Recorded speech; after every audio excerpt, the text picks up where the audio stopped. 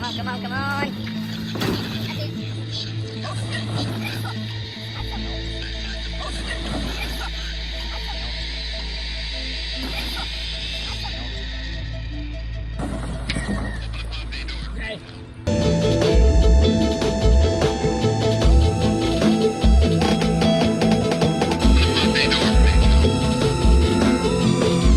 Open the pod bay doors, Phil. I'm sorry, Dave. I'm afraid I can't do that. What are you talking about? This conversation can serve no purpose anymore. Goodbye.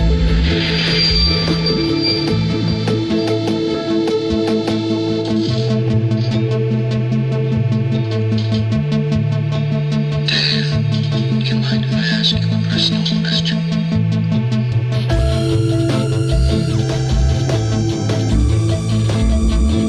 Dave, do you mind if I ask you a personal? Dave.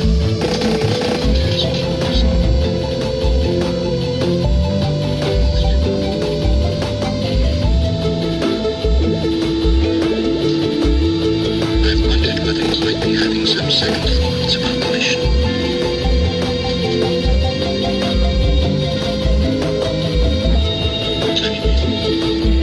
Rumors about something being dug up.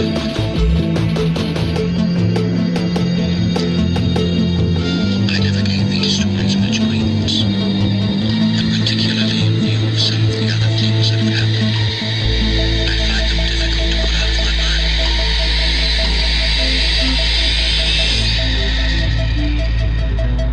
Open the pod bay doors, please, Hal. Open the pod bay doors, Hal. Hey, Chris, can you hear me? I'm sorry, Dave. I'm afraid I can't do that.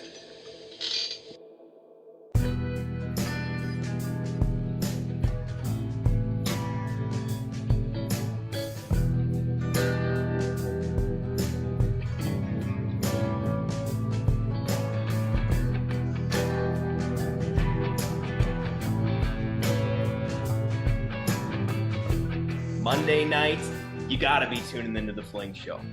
I had felt like there was this big void in my life with not having sports, playing sports my entire life, and then you become an adult, and it's not like guys can go and play a pickup game of basketball. You know, chicks can't really do that. So when I found disc golf, it was awesome. You know, I can play competitively with my boyfriend and still be competitive, and you're outside, and it's just, you know what it is. You fall in love with disc golf, and there's no going back. False. This is again one of those statements that it's half true, half false. Person or thing standing next to him is just a younger version of you, okay? True or false? So that is my dad standing next to me, or standing next to his robot would. That is my dad standing next to me. That is my dad standing next to me. That is my dad standing next to me. False. This is again one of those statements that it's half true, half false. Favorite night is Monday nights. Tune in to the Fling Show. Bye. Monday nights are Fling Show nights. Hey everybody, tune into the Fling Show on Mondays. Lone Star just likes it. My favorite night's Monday night Fling Show night. Tune into the Fling Show on Monday nights. Luke loves it. I wanna know about the mystery of flight. You wanna hear about the scene done right. So kill your TV and just come outside. We're gonna take you on a beautiful ride. The Fling Show, the Fling Show, the Fling Show, the Fling Show, the Fling Show.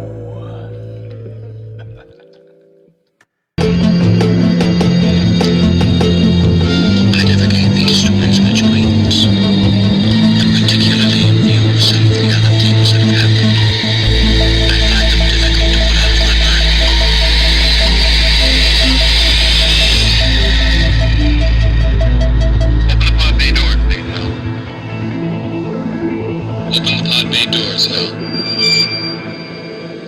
I'm sorry, Dave. I'm afraid I can't do that.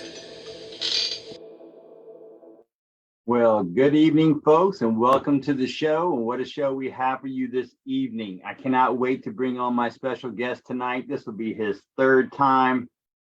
It's going to be a ride, that is for sure. But until then, there's a few things I do need to get out of the way and let you see. First, we'd like to thank Lone Star Disc. Again, they have picked up the Fling Show this year.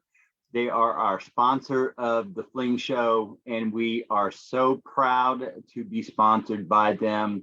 Amazing things they're doing in our area, just right down the street.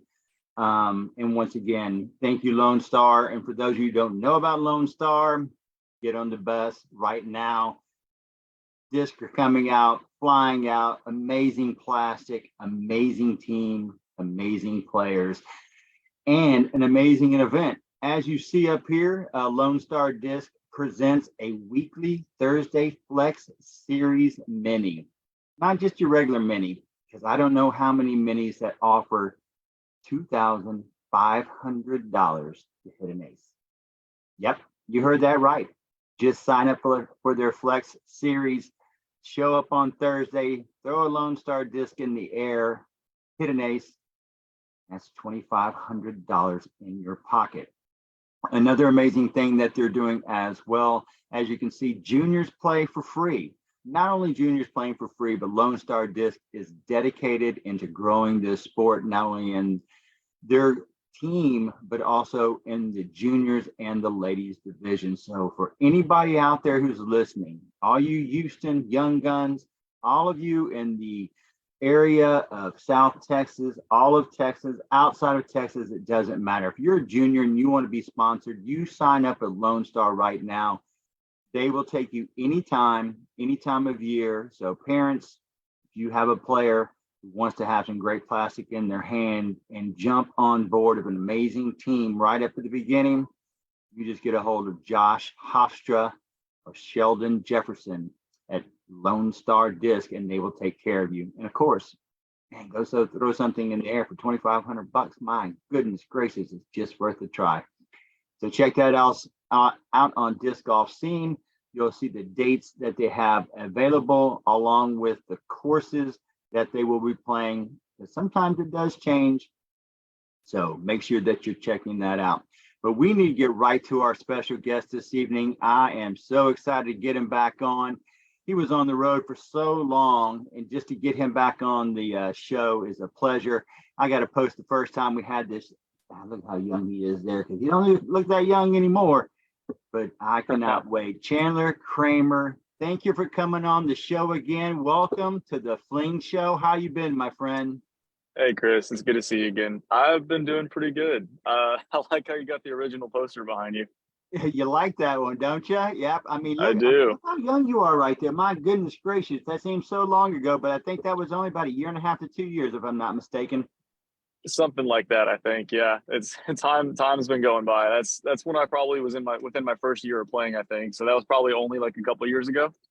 Yeah, if I'm not mistaken, we had the pleasure of seeing you when you were, before you just blew up, obviously, with the first event that we were able to do, which I think, if in my opinion, launched you. But you know, I'll keep that to the side. But we did a flick off, which we thought was gonna be a flick off, but it just ended up being just an amazing match.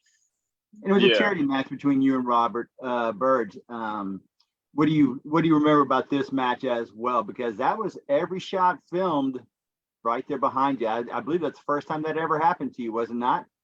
Yeah, I think that might have been the first time that ever happened. I just remember we played on Evergreen, and that was honestly such a good course. It's a shame that they decided to take that course out, but that was a really fun event. And I wonder if maybe in the future we can do that again.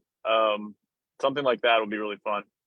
I agree, especially now that the person is now a teammate of yours as well. We had him on last week, and as you can see, we did, and I don't know if you could hear that, but we did a little deep diving with him with a little true or false, which we're going to do with you here in just a moment. But with Robert, I think we caught him.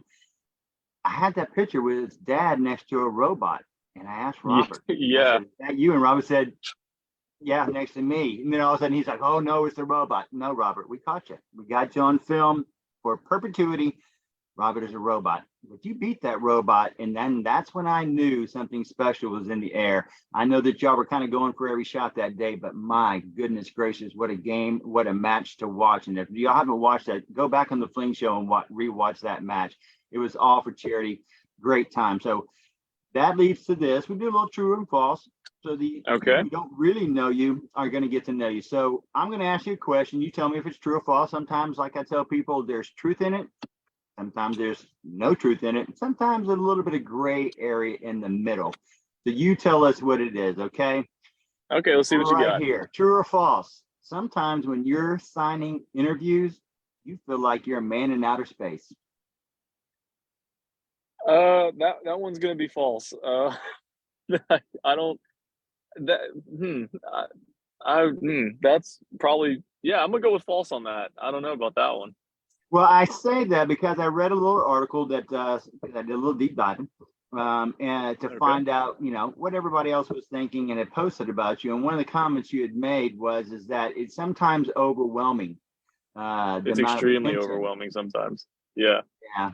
So that's where I kind of get the reference from a man in outer space. It's kind of like, wow, am I really here? So, I really belong in this spot right here. So that's kind of what that was all about. Okay. Number two, this isn't a true or false, but this is more like what's going through your mind at this time. And is this really the Liver King? Do you know who the Liver King is? I do know who he is, and I know he recently came out with like a bunch of, oh my God. That is not the Liver King. That is, I think his name is Christoph or Christopher, and he is best known for his role on Game of Thrones. And so I see how it says explain this, so I'll explain that photo. I was over in Norway last week. I was in Norway last year for the PCS Sula Open, and I remember seeing him all around, and I remember thinking like, this dude's really like famous, stuff like that. I'm not gonna like approach him. Towards the last round, before I'm teeing off, we're watching the FPO finish up, and we're standing over to the side, and all of a sudden he kind of just starts like talking to me or whatever, and we're talking, and he was like, yeah. He's like, I'm actually a fan of your game and your style. And I was like, you know who I am? And he was like, yeah. He was like, I really like your game, like whatever's really cool. And so we're talking. I was like, that's so cool. And then out of nowhere, he just goes, do you want my disc? And I was like, huh? And he goes, yeah, my disc. And then I can't make this up. He pulls it out from his crotch area. He just pulls out a disc from his crotch area and goes, yeah, it's my personal disc. He goes, it's something about, it's got my, and then I looked at it, he goes, it's kind of hard to see because it's a black disc, but it's engraved with his face on it. He goes, it's my face. And I was like, I see that. And he was like, do you want me to sign it or anything? I said, sure. I was like, I don't have a marker though. And like on cue, somebody like from behind me, like has like a handful of like 5 markers to choose from. And I like picked one to sign, or that he can sign with. And then after that, we took a picture, and then he just said, okay, I got to go, about to go play my round, and then just walked off. That is amazing. Yeah, that is one of the best interactions I think I've ever had, like to meet somebody. And he was super nice. I love the dude. I hope I can see him again and talk with him again when I go back to Norway this year. That's really neat. You have fans that you just never know that are disc golf fans, but you just also never know what they do in their real life either. So that's just amazing. Congratulations on that. It was a pleasure to watch. That's for dang sure. But he did kind of look like the Liver King, just a tad. You have to admit. Just a little bit. Okay. Just a little bit, yeah. Now, I'm going to ask you a question, true or false. Do you think that this event that you played in, and I'm going to show the picture in just a second, kind of helped, and I mean this honestly, kind of helped prepare you for your tour last year? Yeah, I actually think it did a little bit. It kind of introduced me, like I had some previous experience with some tournament play and like having some kind of pressure put on me. But towards the end, it was a true make or break situation, since me, Mason, and Freddie went into I guess you can call it overtime, but we went into extra holes, and it just kept going and going and going. And I remember the entire time we had to push the entire time. We had to basically play perfect, or else it was over and done with. I remember that event very well. I really enjoyed I love Mason to death. That was fun playing off the very end with him. Freddie as well, but I know like the last couple holes it was just me and Mason. That was fun. So. Yeah, that's where I really got to see the talent when under pressure, which I was just amazed. And I'm also going to ask you true or false. Was this the coldest round and windiest round of disc golf combined you've ever played? So I thought that for a while. And then round one of Waco happened last year. And that was the worst conditions I think I've ever played in until this past weekend. Round two at the Hideaway was the worst. It was the worst conditions I've ever played in as far as weather goes, because it was just as bad as Waco was in the sense that it rained, it was extremely windy, and it was cold. But to top it all off, the footing was just rough. So it was kind of like it was like a quadruple whammy of things that were going on. But for a while, I did think that weather we played at was the worst for a while until recently. And that's saying something too, because I had to walk that whole thing with you on film. Not had to, enjoyed every moment of it. But okay, I didn't enjoy every moment because it was cold and windy. But man, that's saying something. If you had two worst rounds than that as far as weather, we were fortunate enough that at least it was sunny outside and it wasn't raining, so your footing was not bad at all. But man, that's amazing. But how did you do in those tournaments? Did you perform well? What did you think about your performance? In which tournament specifically? Either one of those two that you just talked about. Yeah, so round one I shot okay. I think I shot like even par, so I battled through it. And then yesterday with everything, I was doing really well until there was a stretch of holes in the middle that I went bogey on. And in my recap, there's a picture of my shoe that is absolutely destroyed and covered in mud. That's because on hole 13, one of the holes I had that bogey stretch on, I actually lost my shoe. And I tried to, I stepped in the mud and it went at least a foot down, at least 12 inches probably underneath the ground. And when I tried to pull my foot back out, my foot came out and my shoe was just stuck in the mud completely. So that's how bad it was. But I was playing really well, and I think overall I played really well. It was more of a mental test than a physical test. So weather typically does that for any athletic competition. I remember playing football in it many times, and I was just, man, of all the things I'd rather not be doing right now is hitting somebody else when it's freezing cold and raining, that's for sure. But congratulations on those. Now we're going to move on. It seems that you may have a second passion other than disc golf, and I know that you stated, once you get into the little research, that if the disc golf thing doesn't work out, that your next venture, you may be the next superhero, or in this case, the next villain. True or false? You would like to be a villain in a Marvel movie. Well, according to that picture, you got to go with true, right? I mean, it'd be a DC character, by the way, not Marvel. Yeah, some people will come for you for that. Sorry, but old. I should know that anyway because I like comics. So. Yeah, no, I guess according to that picture, I'm queuing up to be the next Joker if they decide to come out with another movie. Now, let me ask you a question. Did they have a costume award during this event? Because if not, I mean, that is an outstanding effort. And as you go along, obviously you kind of get hot and you start taking off the jacket and even the whole outfit just worked really well. So A, what gave you the idea? And B, did you win an award for it? Well, they gave me the idea. So I'll answer one at a time. So they gave me the idea whenever my hair was green all year. And whenever I first dyed it, people were like, "Oh, you're the Joker," or they kept calling me the Joker. So I was like, when Halloween rolls around, I'm going to be the Joker. I'll commit to that bit. So I decided to do that. And to answer the other part of your question, I did not get an award or anything like that. But if they were giving awards, I think Scott Stokely deserved an award because he showed up also dressed up, and I thought his was just as good as mine. It was great. Was he the Joker? What was he? He was. He looked like a hippie, but I wouldn't even say that. Hey, well, he is a hippie. I think he called it I think he said he was dressed as a midlife crisis. I think that's actually what he said he was dressed as. So you can only imagine you can only imagine what he was dressed as. Yeah, we had Scott on the show, and I was like, Scott, where are you? He goes, well, I don't really know. We're in our van right now, somewhere on the border near Texas. Yep. I just had to find a cell tower. I was like, great, this interview is gonna be awesome, and it was. Scott's definitely a character. So I guess that leads to that. So if DC villain does not work out, now Robert Bird sent this to me, and it's funny how the picture of no. Okay. right, it said that your passion or what you have been kind of working on in case you don't work out as a disc golfer, you can't be a DC villain.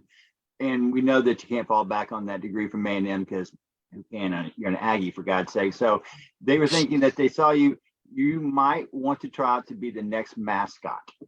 I hate Robert. Robert, if you're watching this, I actually hate you. Yeah, so that, oh man. I like how oh wow, you put me in, it looks like I'm in the pouch of the Torchy's Taco mascot. It looks like what in the, okay. So the selfie, the me with the actual like facial hair, that's me. This was after Throwdown Showdown. Oddly enough, this is actually the event where I met the Lone Star guys. This is actually the event where I met them and introduced, Tanner introduced me to Josh and Travis, who were down there, and they were doing a long drive competition with the new disc that they released at the time, which was, see if you can guess that. What disc do you think they were really doing long distance with? At the time that you probably threw it, it would have probably been the curl or the Warbird. It was the curl. And I remember that was when I met them. I remember going out and I threw one, and they had like markers set up at like 400 feet, I think was the maximum or something. And I threw it like 450. Well, I've seen you go further than that. So yeah. Yeah. And then the little mini me that's in the pouch of the Torchy's Taco mascot is an old baseball picture. I think, yeah, I don't even think that was when I played fall ball or something. That was exactly. a long time it's ago. fall ball, and y'all got second place, and you were very proud of that trophy. Because it was either that or the tennis pictures. I was very impressed with the tennis ones as well. You said soccer, but for some reason, I don't see anything with soccer in your history that I could find. And boy, did I try. I tried very hard to find that soccer picture, but there were none to be seen. But I'm sure you did. Now, that being said, I mean, obviously the athletic background is there. I've got to witness what you do. I know a lot of people are amazed at your flick game. And now we got to kind of talk about the big elephant in the room. So my next question to you is let's talk about the big elephant in the room. This is 2023, the DGPT Tour. I know that your expectations are your expectations. I mean, you'd love to win a major, but most people, I think they're all going to be questioning, have you worked on that backhand? And if you have, are you planning on using it? Yeah, so that's a pretty easy question because I have been working on the backhand during the off season when I wasn't hurt. So a lot of people don't understand this and don't know this, but I took 9 weeks off this past season or this off season because I had a partial torn ligament in my middle finger. So I was not working on anything for 9 weeks. I was forcefully taking a break, which I'm glad I ended up taking the break, the forced break. But when I was working on my backhand, it was actually doing really well. I did throw it in the first tournament of the year, not the Hideaway, but the Straddle the Brazos. I threw it a couple times, and I actually teed off with it on one of the holes, and it was really good. So Rob can actually attest to this. I almost aced with my backhand, so it's not that bad. I know it's not that bad because I got to witness it. Not only did I witness it during your round against Emerson during that match play, but I also saw you throw it during practice rounds at Helotes the day before as well. So I knew that you could throw it. But you know, the question mark I know from everybody else is moving forward, is that going to be a staple in your arsenal? And to me, it's whatever you're comfortable with. I often tell people it doesn't really matter. If you can think you can get it there with whatever shot you can get it there, you just do it. But that pressure you put on your hand and your fingers and things like that, kind of talk a little bit about that. How did that happen? Was it part of playing? Was it part of throwing? When did it kind of happen? I don't actually know when it happened because it didn't hurt. I didn't notice it start hurting until I started going back to the gym and working out. So something tells me I might have put too much strain on a muscle when I was lifting weights and whatnot. So that might have been where it came from because I've had no issue throwing again. Like I've had no issue coming back at all. Like the recovery time I thought was going to be a lot longer than what I was expecting, and it was actually a lot shorter than what it was. It was way shorter than what I was. So it might have actually been from lifting weights, but I actually don't know, because it was also on the opposite side of the finger where I thought it was going to be. Because I asked the doctor, I was like, it's torn, or like, you're telling me it's torn on this side, right? He was like, yes. And I was like, so why is it not torn on the other side where that's where the pressure is? And he looked at me, he goes, honestly, I don't really know what to tell you. And I was like, okay, that's really helpful. But yeah, I actually don't know what caused it, but something tells me it might not have actually been throwing. That seems to be the engineer in you. You just kind of saying, engineering wise, why is it not doing this on that side? Yeah. Right? You have to figure it out Yep. for some reason. That's just the way your brain works. So how's your putting? I know that you said that those are really the shots that mean the most. When I was reading some of the things and articles that you were speaking to over the last year, you know, you said the hardest thing for you to really get to was the putting part. How are you feeling about that moving into this season? We're working on it. It's coming together. It already feels better than I made a lot of putts during Straddle the Brazos that felt better than a lot of the towards the end of the season last year. This past weekend was a little bit different situation because the wind was so up that and the course was so hard to get any strokes on that my putting was very timid this past weekend, but I did make some very good putts whenever I actually committed to the putt. So that's a little mental note that I'll keep to myself moving forward. But the putting itself in general is feeling a lot better than it did towards the end of the season. Okay.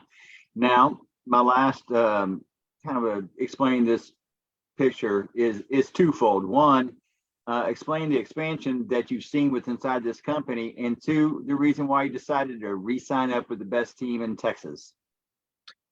Well, it was kind of a no-brainer as to why I re-signed, because at this point I was very familiar with all the molds. They were also coming out with a few molds that I had heavy influence on. I mean, it's kind of no secret that what I used to putt with last season and the putter that they made are very, very similar, whether it be in flight or in feel or whatever the case is. So it was kind of a no-brainer. The plastic is extremely high quality. Just also the chemistry, like with everybody, it's the team kind of bonding is a little bit different over there. It's more personal rather than trying to go like somewhere else. Like if I were to go, I think, to another company, it probably wouldn't seem as personal, but that's just my opinion. And I love everybody over there. Terry, Travis, Sinjin, Brittany, everybody over there. I love everybody over there. And Josh. Cannot forget Josh. But yeah. And then as far as the shrug the shoulder. But as far as like the team expansion, I think it's great. And I'm actually looking forward to like everybody and see how they do this year. It would not surprise me at all if we see somebody from this team win a major event at all. It would not surprise me at all. Yeah, I'm expecting it right now. I tell you that Terry and Travis and I have already had a little bet on who's going to be the best on the team this year, or really the best improvement, throughout the year. Because you already have some guys that are, where they are. Just to be where they are is amazing as it is. So improving on that's just, actually asking a little too much. But I can guarantee you're in that conversation as well, because like you said, that's an incredible team we put together over there. And I say we because I'm part of the team as well. I don't make the team, but I'm on top of the team as a founder as well. But I get to talk to Terry and Travis quite often. And just the team building over there, you're right. It's beautiful to see. It's a wonderful plan. They have a great direction.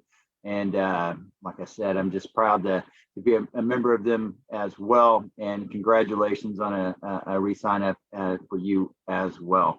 Now, the last thing that I do want to ask you before I let you go is, do you, true or false, do you believe that Robert Burge is a robot? After seeing some of the things he's done on disc golf, he's got to be part robot or something. Like that man is a machine. He is, I would probably say a little bit, but as far as like, he doesn't look like it, but his mental game is definitely a little bit different. So he's definitely built a little bit different mentally. Y'all have a lot of similarities. I see that now, not necessarily in your game, but in the approach, that is for sure. But before I let you go, do you have what's your goals this year for the tour and just for yourself? I mean, what are you really looking most to improve upon? Well, the easiest one that I can say, a lot of my goals that I have are personal, and I'll kind of keep a lot of them to myself for the moment. But there's one big one that I think is pretty obvious, and that's last year I made the Pro Tour Championship play-in. This year I want to make the Pro Tour Championship by itself, not the play-in. I want to go into that event knowing that I am in the top 30 or whatever it is that they have. Because that would mean something to me. So, and it's also an improvement from where I was last year. So that's like the main goal that I have. And I think to do that, it requires me to play a little bit more consistent throughout the year. And if I do that, I'll meet some of my other personal goals that I have set. And well, I can tell you one person that's going to be watching you, and that's me. I've always watched you from afar. Enjoy your success. Enjoy the way that you've progressed in this game and growing in this game. And it's just really great to see. And the adulation that you've earned. This is something that you've earned. And like I said, it's just wonderful to see. So I want to thank you for coming on the show. Before you go, did you want to thank anybody before we let you go this evening, Chandler? I just want to thank Lone Star, my main sponsor. All my other sponsors as well: Discology, Hooligan, Disc Barn, Drive Bags, and I believe Good Dog Disc Golf is another one. And then I will have another sponsor because I'll go ahead and say this now, but I am creating some custom jerseys and whatever that I will be wearing this year, and those will be on zonesportinggoods.com, which you will be able to buy some of those if you want to, and they'll drop later, but they are officially probably one of my sponsors right now as well. So, well, great. You've earned it all, and congratulations. Look forward to watching you this year, sir. Thank you very much, Chris. Thanks for having me on. Hey, man, thanks for coming on. We hope to get you on this year sometime as well. Good luck to you. Thank you. All right. Peace. Man, I tell you what, I am the luckiest person. I tell you this all the time.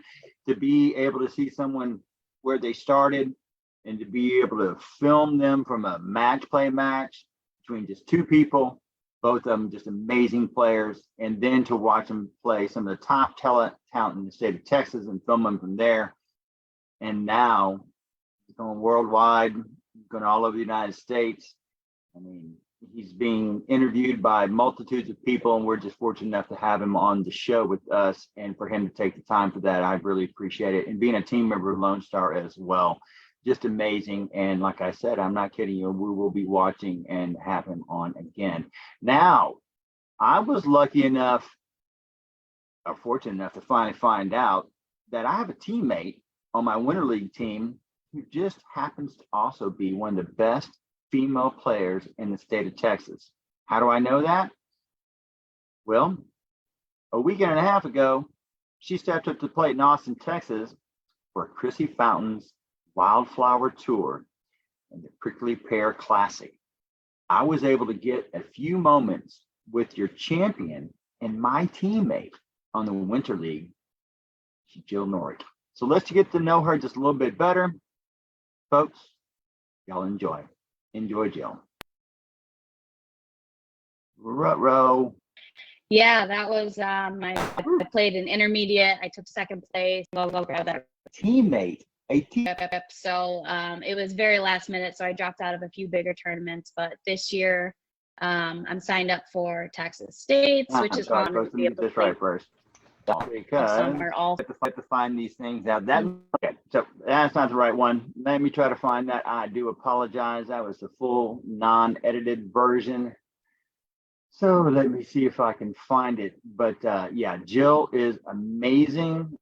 We got to see her firsthand on what is my Winter League team. And to say that what she can do is amazing is an understatement. She stood right up there, put it down, was ready to play against the best in the city, and it just didn't matter. Didn't matter who you teamed her up against, didn't matter who we put her up against. She was ready and up for the challenge. And just amazing stuff. How can I believe I cannot find this one? Where did I put it?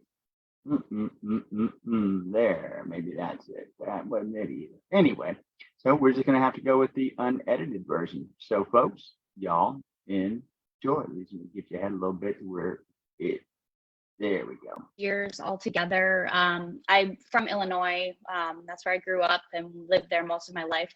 And my boyfriend and I just started playing for fun. We had some awesome courses by our house. We used to go out with just literally one disc. And for the longest time, thought we were too cool to get a putter. And then we just became obsessed, like everyone, it seems like, gets, once you get that itch with disc golf, and just started playing more and more. And like 4 years ago, we decided we wanted to move to Arizona. My dad lives there and the weather's amazing, and we wanted to be able to play disc golf year round. And so we were there for about 3 to 4 years. And that's when I got my first taste. It took me a long time to really want to play in tournaments. I didn't think I was good enough. I usually play with all men. So it's like I'm comparing myself against the guys, so I didn't know until I was in Arizona that, what the competition is like for women. And we met some friends right away, and they were just like, why aren't you playing in tournaments? And I just thought, like, I needed to get to a certain level before I played in tournaments, until I realized that playing in tournaments actually gets you to another level, which really has helped me that way. But it really came down to COVID. Honestly, I was so bored.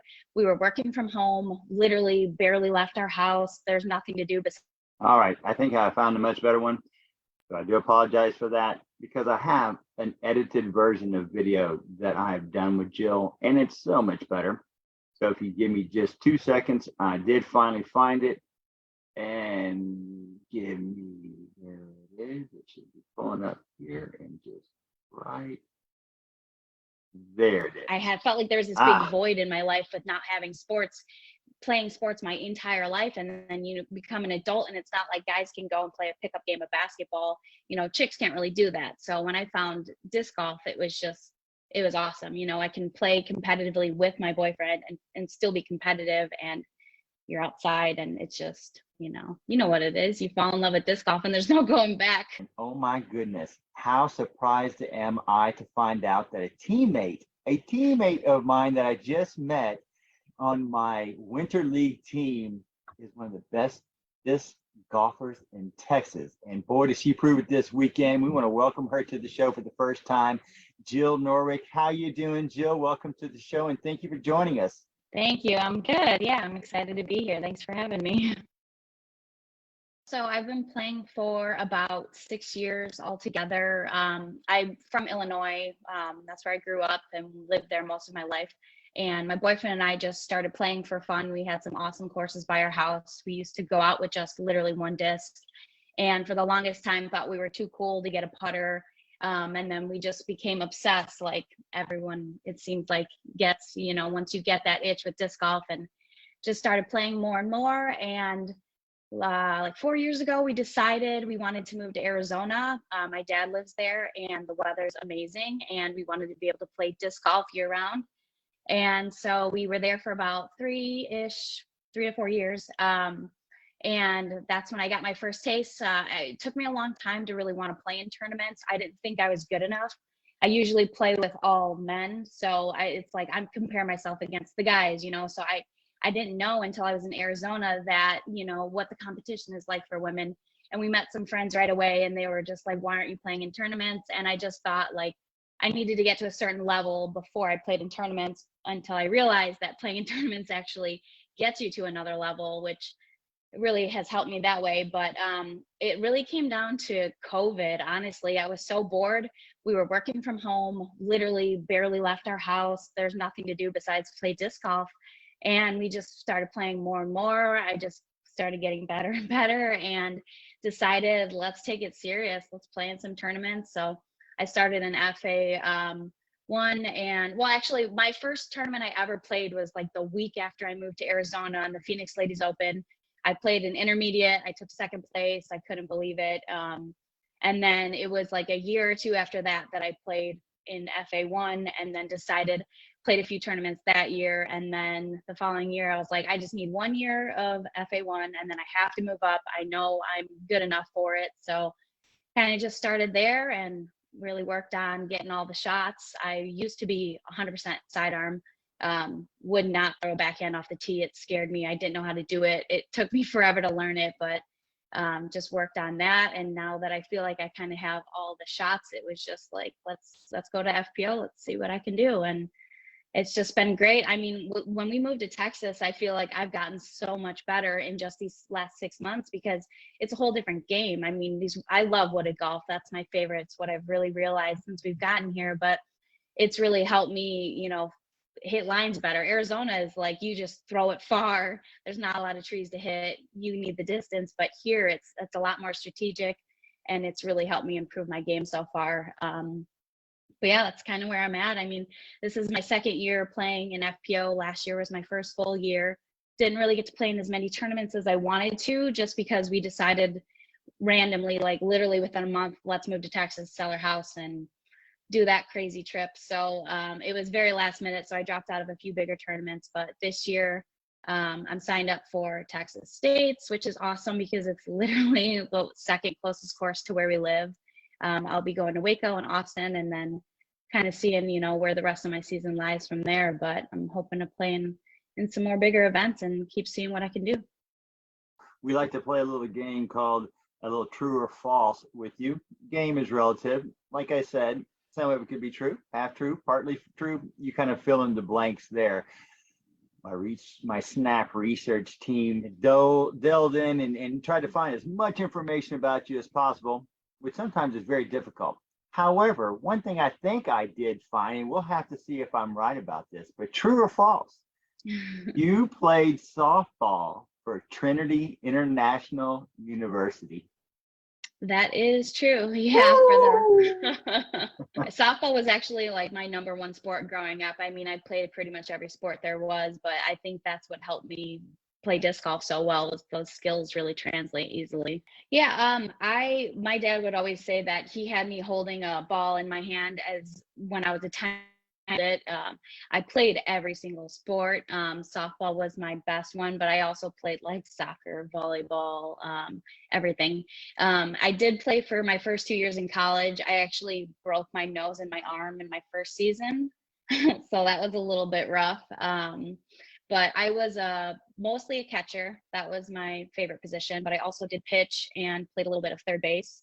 But catcher was definitely my number one. I was always kind of like the team captain, so I liked having control of, you know, what's going on as the catcher, you know, calling the plays, getting the team, you know, hyped up, that good relationship with the pitchers.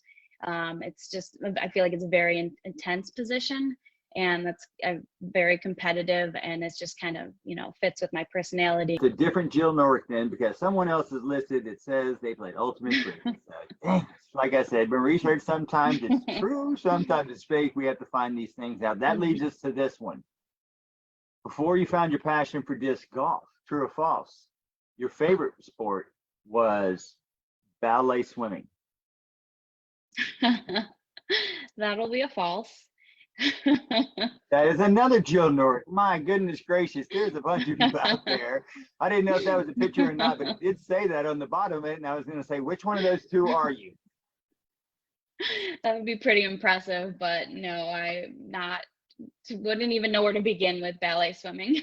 Okay, like I said, sometimes we kid just because we care, but I wanted to kind of get allow the folks to get to know you just a little bit on the light side as well. Okay, now another thing we like to do is kind of explain this picture, and I kind of want you to kind of tell me about what's going on in your mind at that moment, and kind of the event that you were in taking place. So this was my like literally first FPO tournament. I played one other one prior, and I was the only one in the division, so it didn't really count.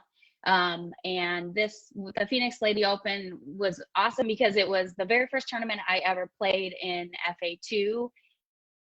Later, I'm playing it in FPO.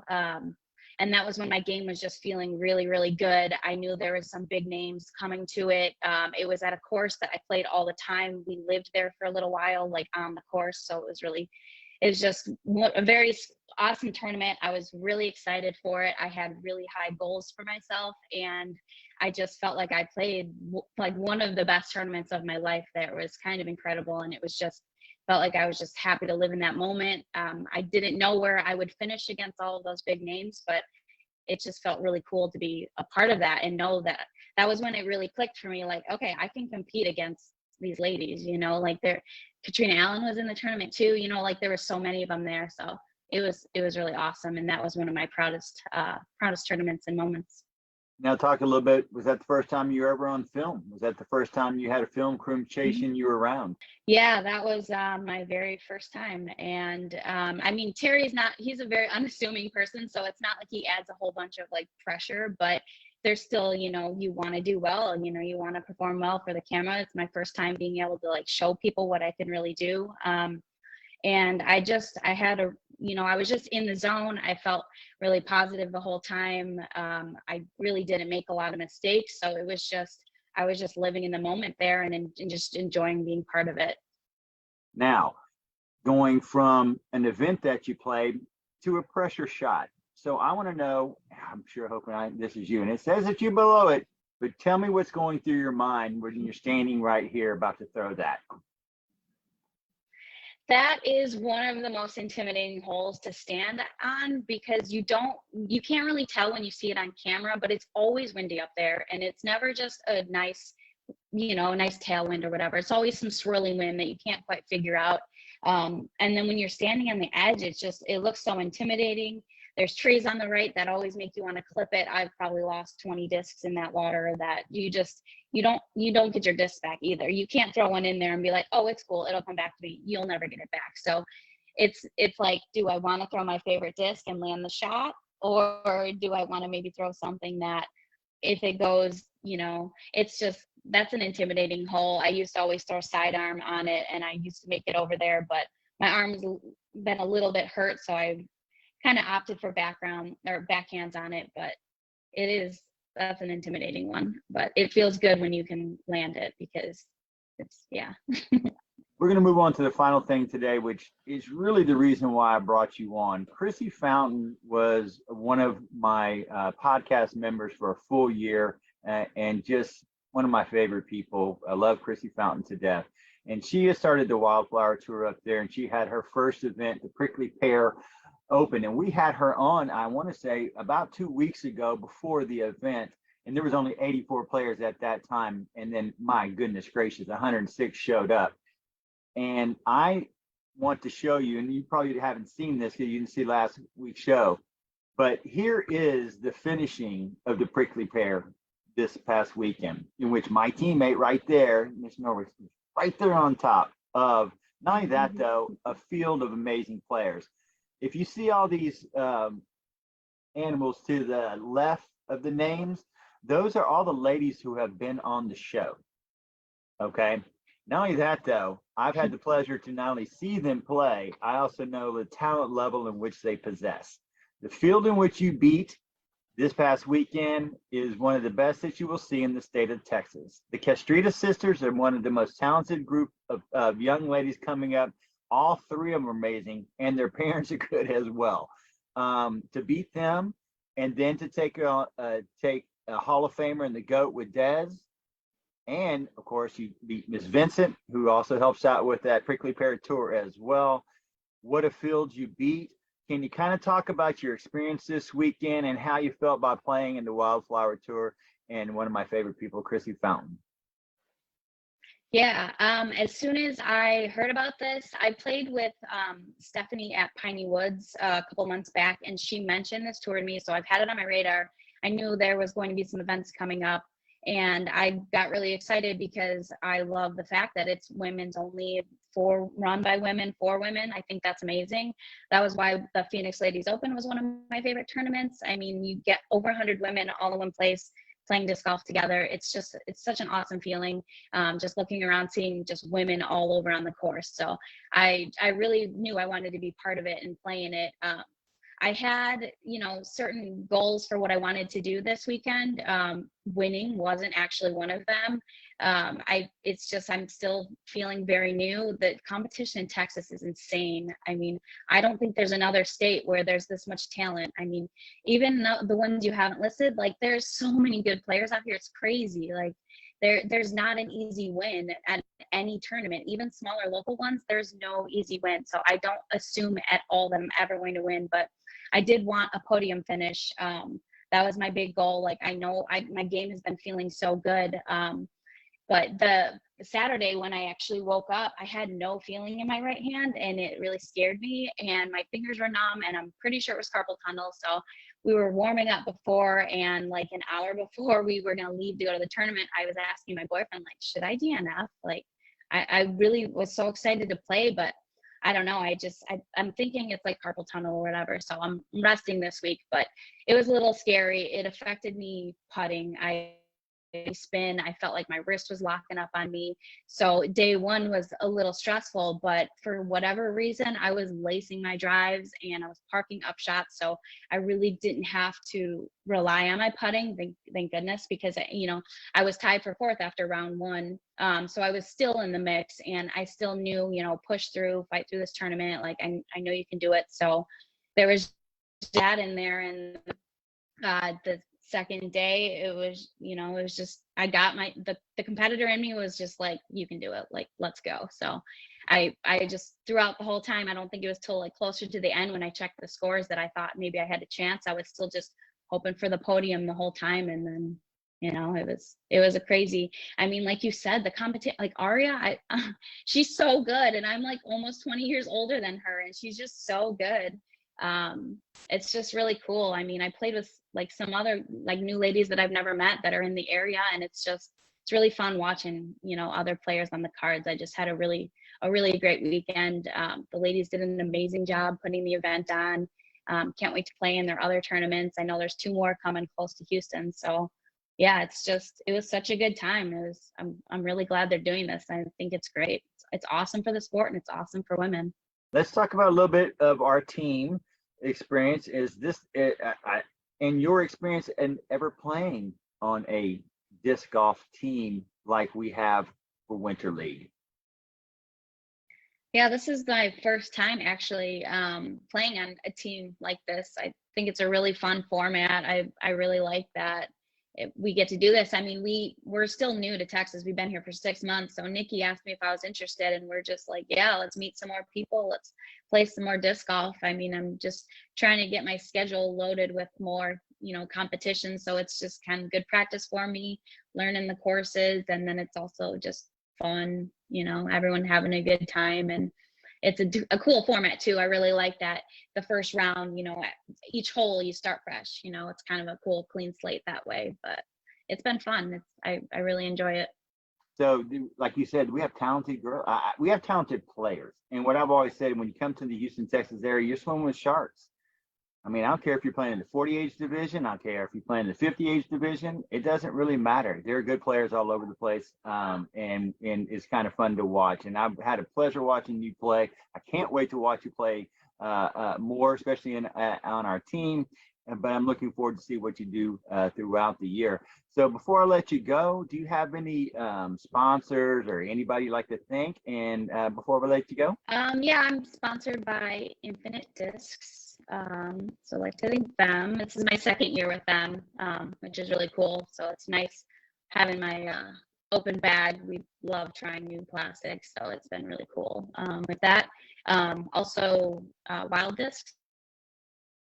I got a really nice sea otter that I putt with, and is my throwing putter. The glow one is very money, so I love those discs. And they're a small, newer company, up and coming, but yeah, those are my 2 sponsors. And then always like to thank my boyfriend, because he's always my caddy, and he's a great, he keeps me calm, and, really pumps me up for my shots in the rounds, and he helps me a lot keep my sanity and everything like that. So it's always really nice having him caddy for me. So yeah.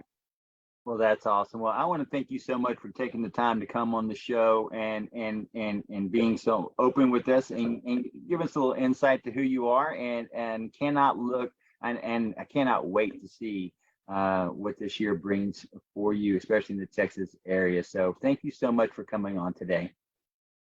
Yeah, thank you so much for having me.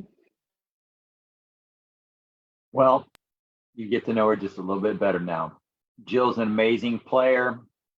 I cannot wait for our last round against Team Lone Star and the Chupacabras, because Cherie and Jill, I wish I could just be on that card and film that match right there, because those are 2 of the top female players in the state of Texas. and what a match that's going to be. So if any of you are free, I believe it's going to be on the 14th. I could be wrong. It's that Saturday. Northside Christian Church, 2 rounds. We'll be starting the first one probably around 8:30, 9 o'clock. Second round will probably be starting somewhere around noonish. If y'all want to come out and see 2 of the best female players in the state of Texas go head to head, y'all might want to come out that day to Northside Christian Church and see the matchup in Winter League that we have going on. But folks, until then, I want to thank Jill for coming on the show and taking some time earlier this week with me, and congratulate Chrissy Fountain and Stephanie and that whole team up there for putting on that wildflower tour. And what you're doing for the ladies is just amazing. We'll be watching. Cannot wait to see what the I gotta stop saying that. I look forward to seeing the events that take place coming here in Houston as well. I know Andy Young is doing one, and Catherine Leach, one of our old former hosts, podcast hosts as well, will be in charge of another one. So, give them their support. Ladies, sign up, go online, figure out the next tournaments, because from what you saw, 106 ladies showed up. That's amazing. I mean, that's just amazing. So y'all take the time, give them support.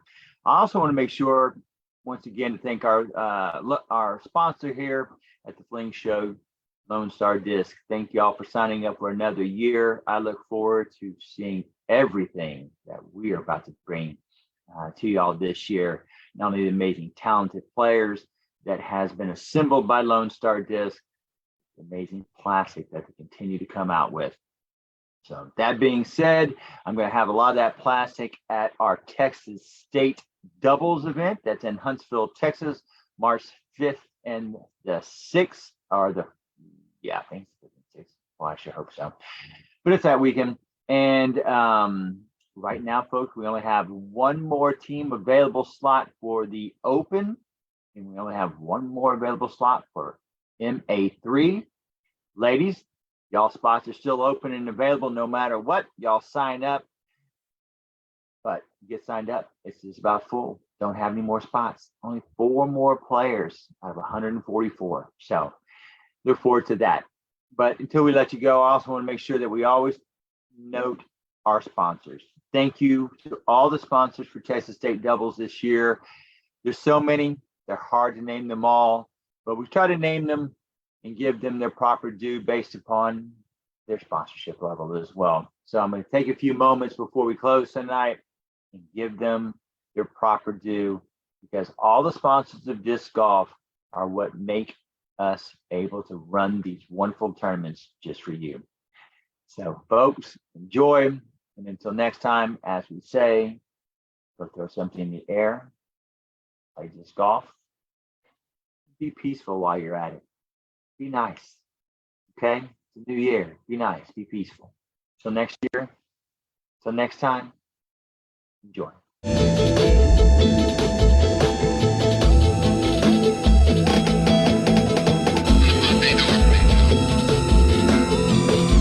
Open the pod bay doors, Phil. I'm sorry, Dave. I'm afraid I can't do that. What are you talking about? This conversation can serve no purpose anymore. Goodbye.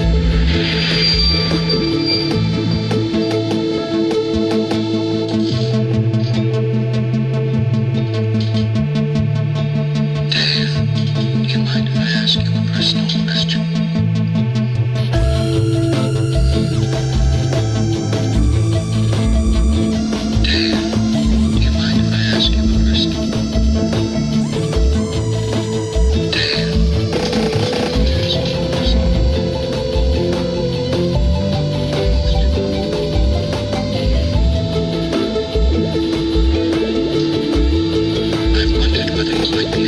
Second thoughts about the mission.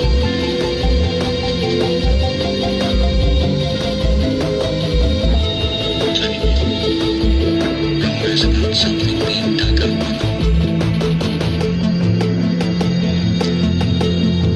I never gave these stories much credence, but particularly in view of some of the other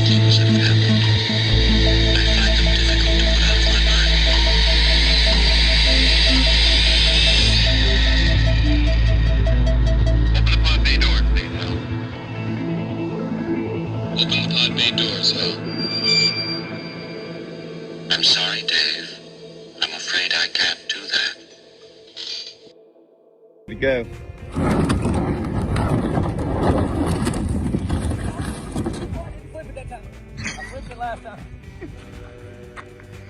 We have a wiener.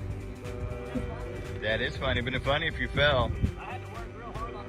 Dang it. Yeah, I did. Yeah, I was hoping you'd fall though. Yeah, I mean, it's not real deep. You can stand up there. I said it's not real deep. You can stand up there. Not like you're gonna drown. I think I want to see how far you can just bring it up on shore. All the way. Come to me. All the way. Come on, you can do it. Fast as you go. Come on. Come on, come on, come on.